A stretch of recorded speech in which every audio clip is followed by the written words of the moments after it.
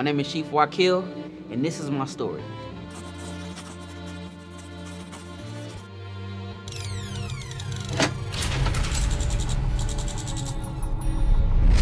This story started about 10 years ago, early 2000s. I was in high school. There was this quiet girl in my French class. She was tall, she wore glasses, she was real cool and mild-mannered. We ended up going to homecoming together or something like that. And so after that event, she ended up asking me out. So little did I know she was gonna turn my teenage years upside down. So we got together, she asked me out on, to be her boyfriend and whatnot. I should have said no, but I could have let her get off the phone. She was like, I got something to tell you. I said, what? She said nothing.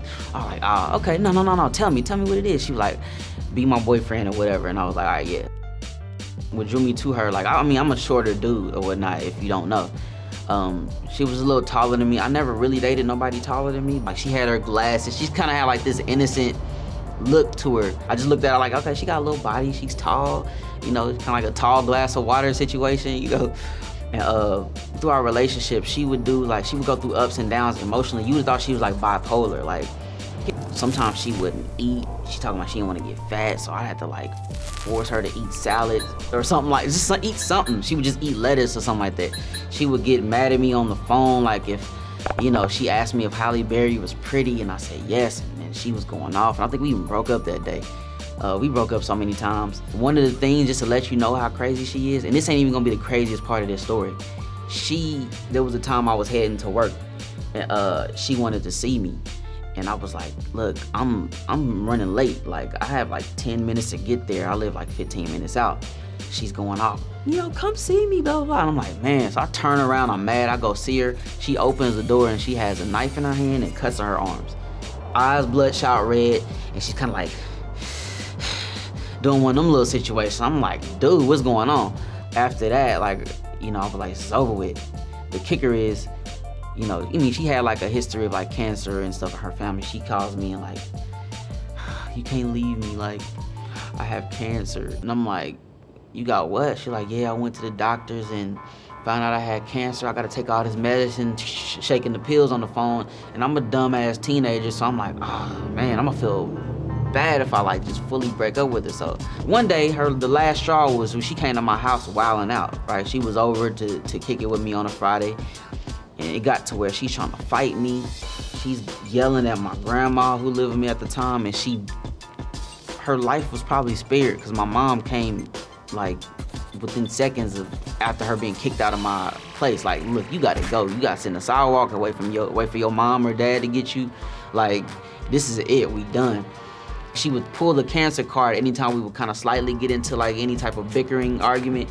She'd be like, oh, you know what? I'm gonna throw all the pills away. So she'll play the sound of the pills. She'll start flushing her toilet like, I'm just gonna flush the pills down. I don't wanna live no more, blah, blah, blah. And I'm like, I'm on the phone yelling like, no, stop, what are you doing? Don't do it, you gotta live for me. Like all this stupid stuff, right? So I ended up having to talk to one of her cousins, and she kind of broke it down to me like, look, I didn't know all this time she was stringing you along with this cancer story, but my cousin does not have cancer. I'm sorry to break it to you, but she doesn't. So if I were you, I would run for the hills, leave her, let her go, because she don't have no cancer, man. So sorry to break it to you, but she doesn't. So I fully called it off. I wrote like a diss track about her in my high school. How scandalous a woman can be. Funny how you became ill when I wanted to leave. It kind of made me feel guilty. That was just terrible. And after breaking up with her, she was trying to send me flowers. Like in my first period of class, every day I had like a different card on there. Like, I love you,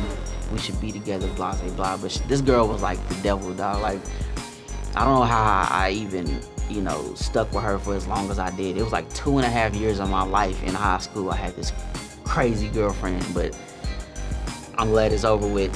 What did you learn from this story? What I learned from being in a relationship with the she-devil for about 2.5 years, people on their best behavior in the beginning, but if they show you that from Jump Street, feel happy that you got to see the red flag, like look at the signs, take heed to them, and get your ass up out of that situation, because it ain't gonna get no better over time. It just ain't.